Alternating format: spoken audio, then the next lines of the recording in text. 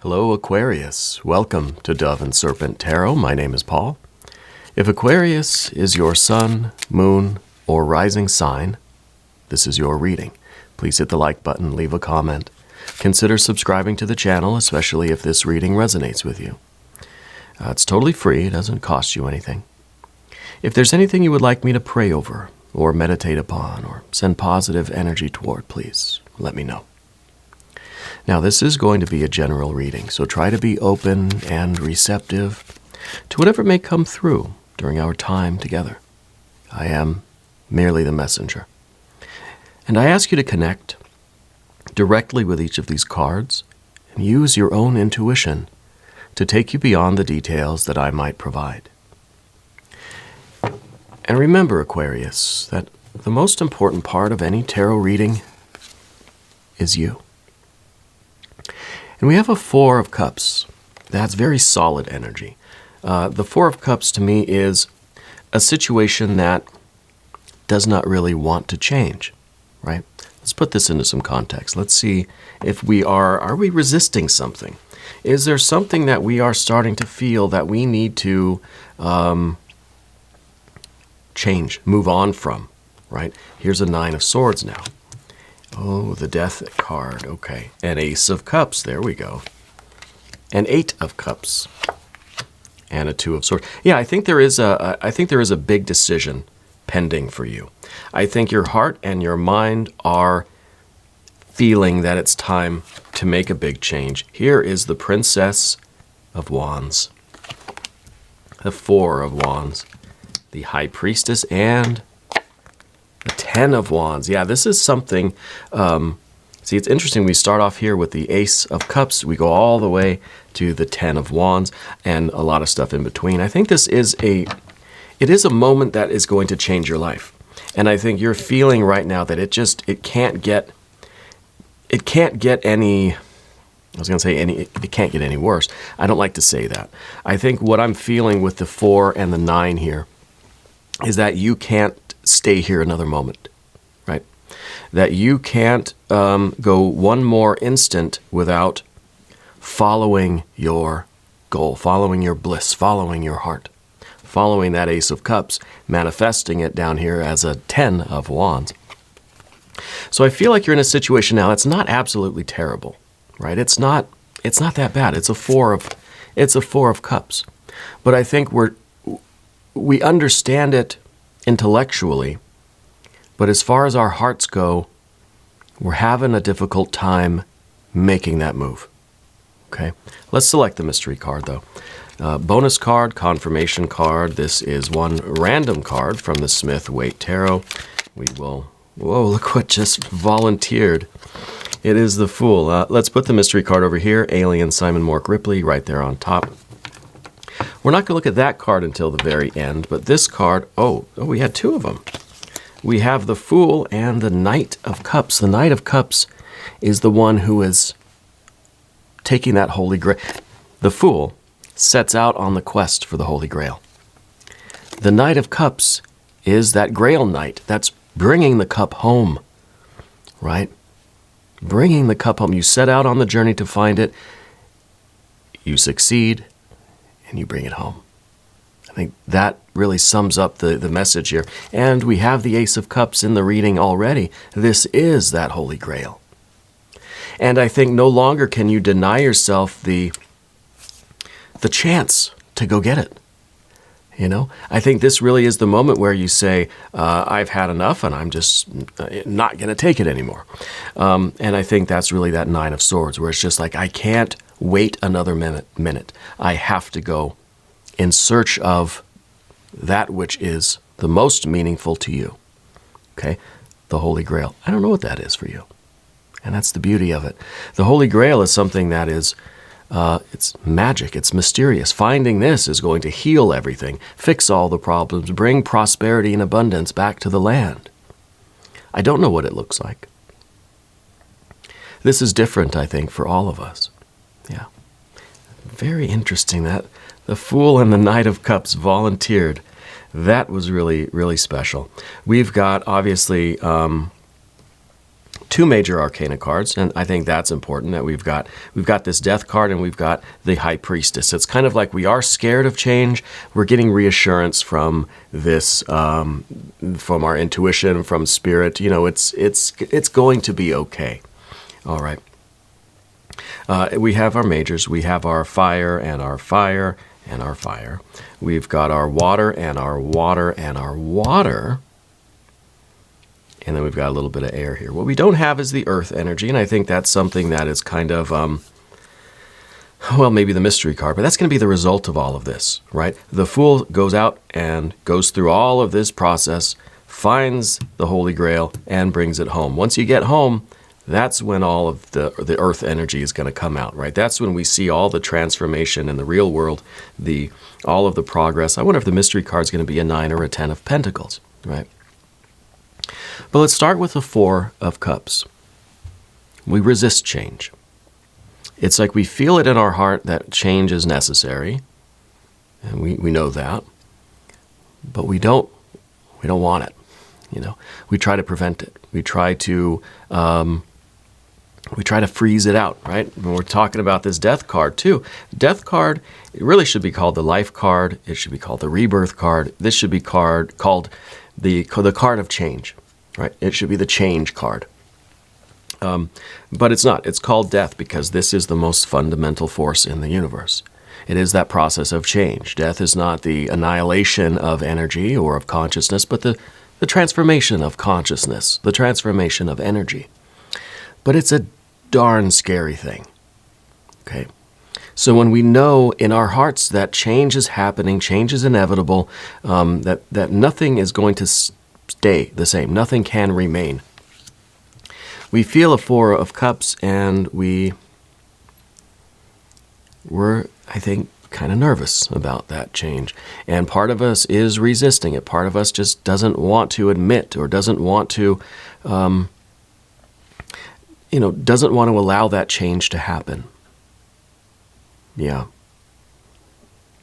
So there's part of us that says, where I'm at now is okay. It's comfortable. This is a ship that is anchored in a harbor, in a cove. It's not sinking. There's no holes in the boat. But it's not sailing off into its best life either, you know. It's not doing what it's meant to do. A boat is meant to sail, right? We're just kind of idling there. We're anchored there. So we have this really nice boat. It's just like we don't want to use it. We want to just keep it here, keep it nice, shiny. Don't get it dirty. Life's meant to be ridden hard and put away wet, right? It's not meant to just be pristine and flawless and anchored in some harbor somewhere. Maybe there's a cover on it. We're happy that it's not sinking. So it's just kind of like, I'm just going to stay here in this cove on this boat where it's safe. Because we go and we sail out into the vast, infinite ocean of experience. And we really are asking for trouble. We're asking for a situation that ain't so bad now, could get a lot worse. Yeah, but it could get better too. You know, we got that 8 of Cups up, and that is that uncertainty where things could go either way. It could be the greatest, most beautiful adventure. It could be a lot of heartache, a lot of trouble, a lot of loss of hope, a lot of pain. And that really is where we need the Fool energy. I think that's where this Fool comes in. Because the Fool just wants the experience, good or bad, positive or negative, doesn't look at things that way. It's open to everything, right? Doesn't have the answers, doesn't really have any answers at all. It's completely innocent, completely naive, and is just going to go on that journey. This is raising the sail and seeing what adventures await us on this kind of grail quest. Incidentally, the Fool card is talking about air. This is the pure air card. This is the wind in your sails, right? And I think this is really what we need, is this sense of adventure to get our ship moving, to get our heart kind of, there is something that you're yearning for. There is something that you really want that's part of your destiny and part of your fulfillment, but we're kind of not going after it, right? There's something that we are not, we're resisting that. that kind of change, right? So we need that Fool energy. I think intellectually, mentally, psychically, Nine of Swords, I think you're experiencing now the kind of the despair almost. I feel like you're losing sleep at night. Lately, I think you've been losing more sleep than usual. And this is because the soul knows that it must go, that it has this amazing journey and adventure and quest ahead of it. Yeah. And so you're experiencing, I think, a lot of kind of psychic turmoil, psychic pain, because there is this deep knowledge that things have to shift, that we have to go on our Grail quest, that we have to pursue that which adds all of the meaning and depth to life. That is our purpose, that Ace of Cups back here. And the Two of Swords here in the future position, this is how we make that decision. It's not the mental, it's not the mind or the ego that makes the decision. It has to come from a more intuitive place. And I think it's the reassurance of that High Priestess that we see. And so it's not that we're somehow figuring out, we're not using the mind to fix the mind. You know, I don't think we can do it that way. The Two of Swords is talking about transcending that kind of mental energy. Okay. There is also a strong connection with the ocean for some of you, and I keep saying a fish. I think it's literally a fish that someone is, and that kind of ties into the whole Grail legend too. But I think there is a strong connection with fish or with fishing for you or your family, or someone close to you. And sometimes these details come through as ways of validating the energy, confirming some of the energy that we're in right now, and to offer synchronicities for a few of you out there, not for everybody, right? And if it doesn't resonate with you, that's fine. Leave it for the next person. Yeah, a strong connection with ocean, like deep sea fishing kind of thing, you know, like deadliest catch kind of thing in your family. I don't know if you maybe there's a tradition of that sort of thing in your family, something like that. But the Two of Swords, pardon my voice too, this is really getting bad. The Two of Swords. This is that kind of transcendent decision-making process. Okay. And that's connected, obviously, with that High Priestess. And that, I think, is what is showing you, telling you, hinting toward you, offering you the dreams and the symbols and the kind of maybe daydreams, visions even, that it's time, right? I wonder if the mystery card is going to be the Wheel of Fortune. I feel like you have had a lot more psychic experiences lately. I think you have been losing sleep. I think there is something is going on. I don't know if you do any kind of Kundalini yoga, but I feel it's that kind of an activation where things are starting to happen and it's starting to put a lot of stress, a lot of psychic tension on you. And I think that is really the indication that something's got to give, that we need this kind of freedom now, that we have to accept it, you know, accept that this is the call to action for you. This is the call to your own quest to find your Holy Grail, right? And the Ace of Cups here, this is that source of all happiness, all light and love, your purpose. This is your bliss. This is your happiness. This is the meaning, the destiny that you feel. And maybe you don't know exactly what this is going to look like yet. You know, the Fool setting out on the journey has no idea what it's going to encounter. Right? But you know that you're after the source, this cup, this Holy Grail. All the details will be filled in as we go. Right? As you embark on this quest, more and more will be revealed to you as you encounter different things and have different experiences and, you know, meet new people and, well, let's go to the path of the serpent now. And as we do this, I'd like to ask for your subscription. If you haven't subscribed yet, please do. It's totally free, it doesn't cost you anything, and it really does help out the channel, and I appreciate that. Okay, we've got the Princess of Wands as our first card here. And it seems to me like this is general energy. It's kind of the the reluctance to do something impulsive. This is the energy that kind of likes to go and do the risky thing, likes to kind of tap dance around the tiger, the sleeping dragon or the sleeping tiger. It's a risky thing. And I wonder if there's part of you that thinks maybe the Fool is just a fool. Maybe the Princess of Wands is just acting impulsively and causing trouble. Maybe this isn't the smartest move. Yeah. And that goes back to that Two of Swords. We're going to think both ways. We're going to think, this is the best thing I've ever done, or, nah, I shouldn't do this. It's kind of dumb. We can't expect there to be a resolution to that mental process. The mind is going to keep going around and around and around. There will always be reasons not to do something. The mind will find a way. And as the High Priestess there, showing that it's not that process that we have to rely on or trust in. We're not doing the math on it. We're not making the pros and cons list. It will go on forever, will never be done. And that's the trick. The mind is going to keep itself so busy that it doesn't actually have to go and do anything, right? It's the mind's way of saying, no, we're not going.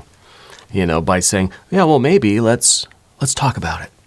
And that's a conversation that goes on and on and on and on and on. Nothing ever takes place. On the other hand, there's no thought here. This is instant behavior.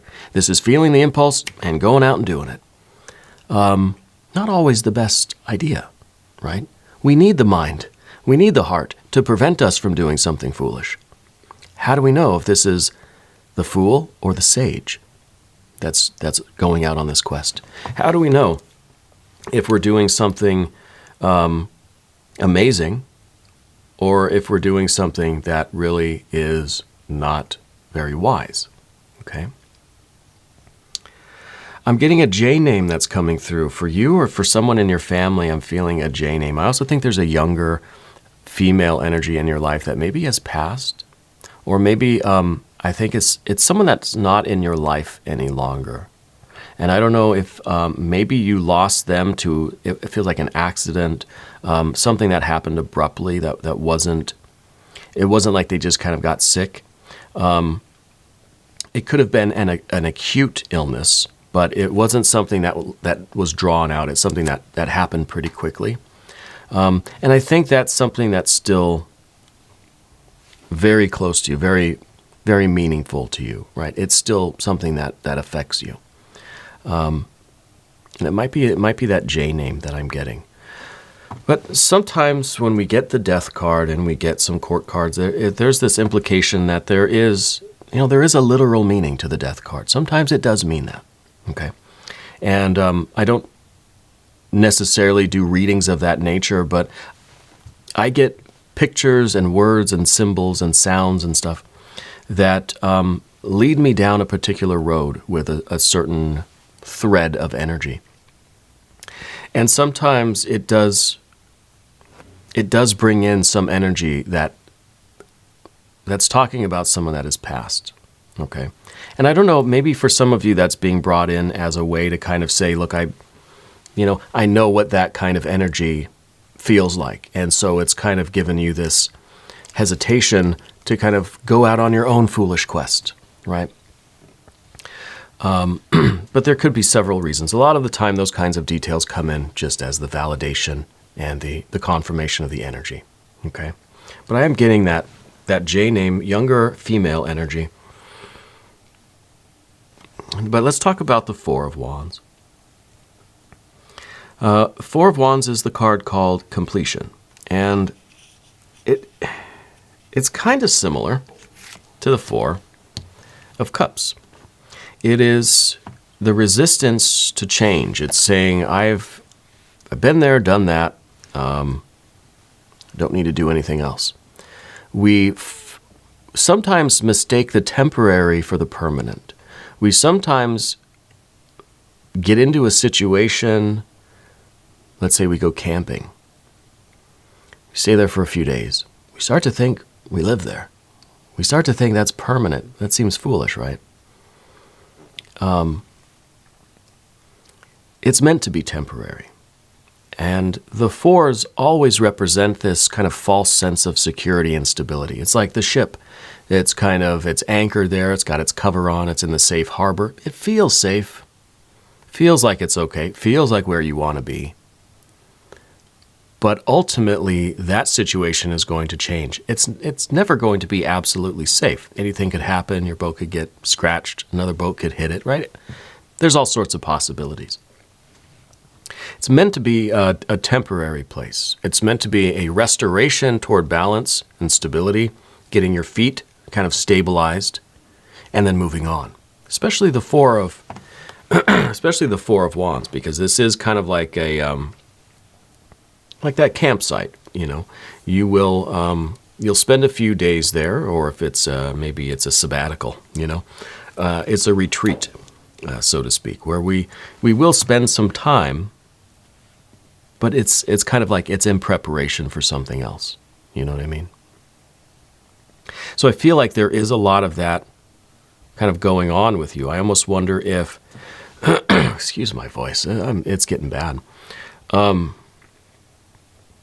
wonder if you have found yourself lately, last few months, getting rid of stuff, maybe getting stuff organized, getting stuff kind of put into boxes, or tying up loose ends to things. Situations, relationships, business stuff, whatever. Almost like you've been slowly preparing for something, but you know not what. It's like suddenly you realize you've packed all your stuff into boxes. You had no plans to move, but here you are. Everything's ready to go. There's something working underneath the surface here. And I think it really is this Death card, this Fool, this Knight of Cups, preparing you for this process. I think the universe has been preparing you for a long, long time for this moment. And I think when it really comes time to do it, you're going to find that everything's ready to go. All your stuff's already in boxes. Yeah.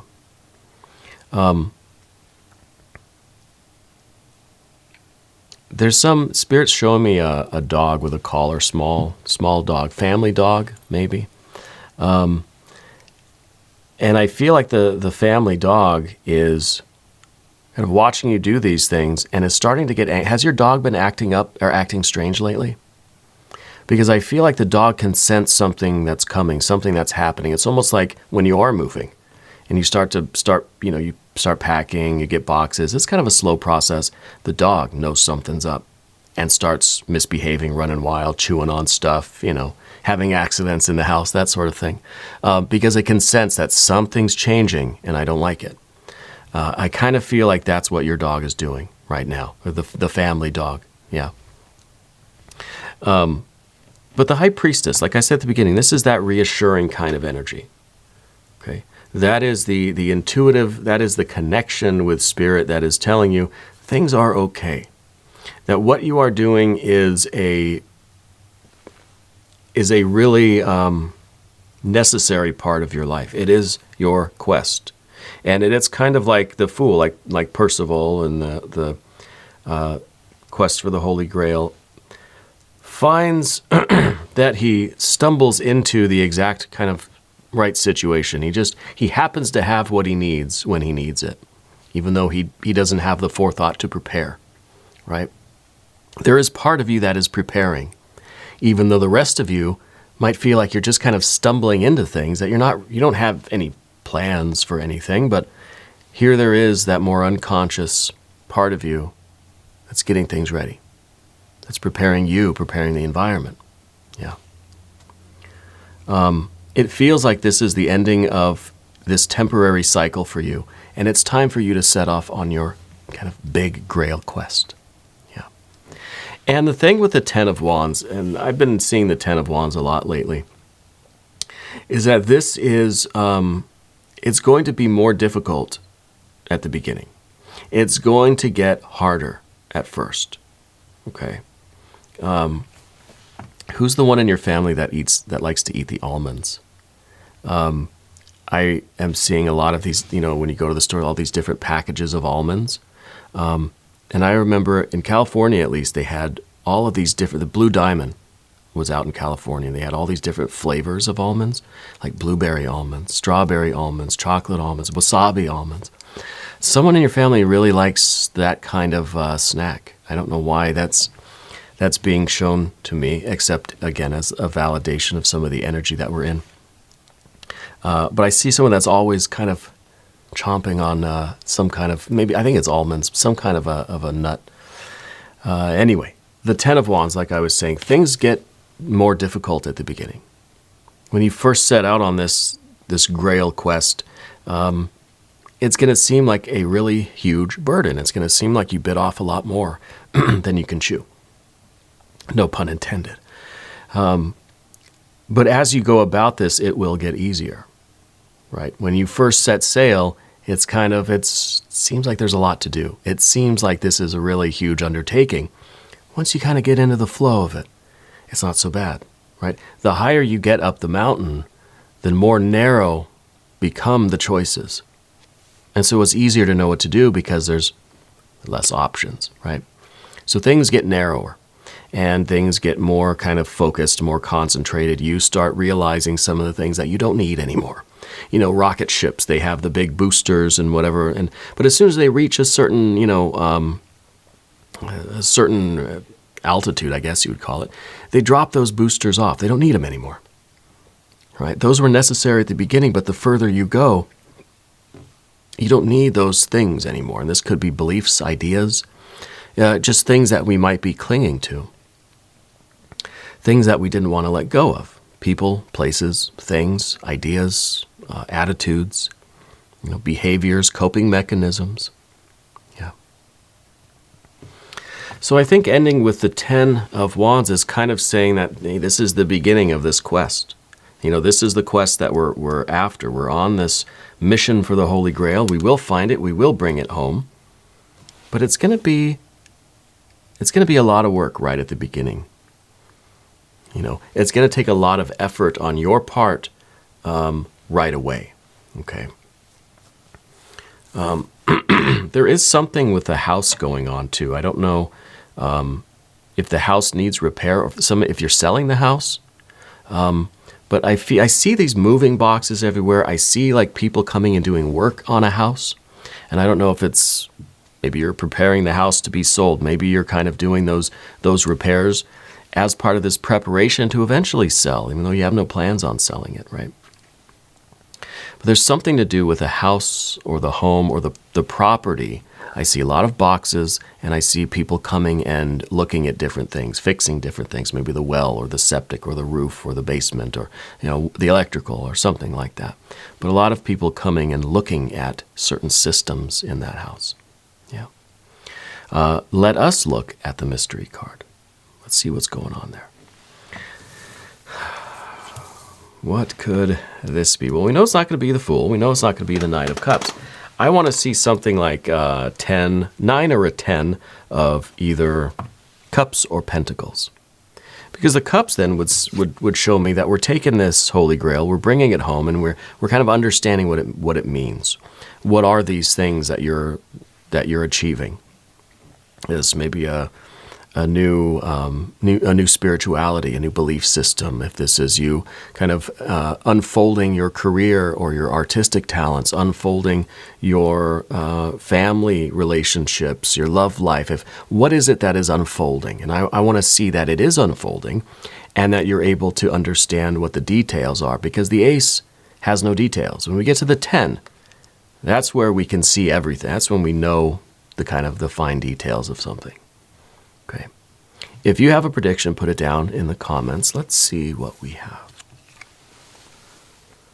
Another Ace of Cups. Another Ace of Cups. Spirit's telling me, no, it's not time to figure out the details yet. It's time to realize, the first step is realizing that this is the change that you need. We take this Ace and we add it to the 4. Well, now we got 2 aces, so we can take both of these 4s. And now this resistance to change is getting another one on there. So these 4s become 5s, and 5s are all about change. So it's something that hasn't been moving, now is in motion. Resistance to change is now becoming harmonizing with change. And we could take this Ace of Cups and put it back over here with this 4. Now we've got 4, 5, 6. Now we've got a 6 of Cups. And the 6 of Cups is us living in harmony with the process of change on this kind of emotional, intuitive, spiritual plane. So you're not resisting change anymore, nor are you forcing it. You're kind of letting it unfold. You're letting the adventure kind of happen, and you're part of it, right? Maybe you're not in the foreground of it, and you're not the one that's trying to write, direct, and star in the quest, right? You're working in tandem with the universe. You are a partner with the universe here. Yeah. And so the story is kind of being written as you go. You know that it's this kind of it's a Grail legend kind of story, right? But we don't know how it's going to end, really. We don't know what the details are. We don't know what the other scenes are going to be. We only know that we're in it, and it's unfolding as we go.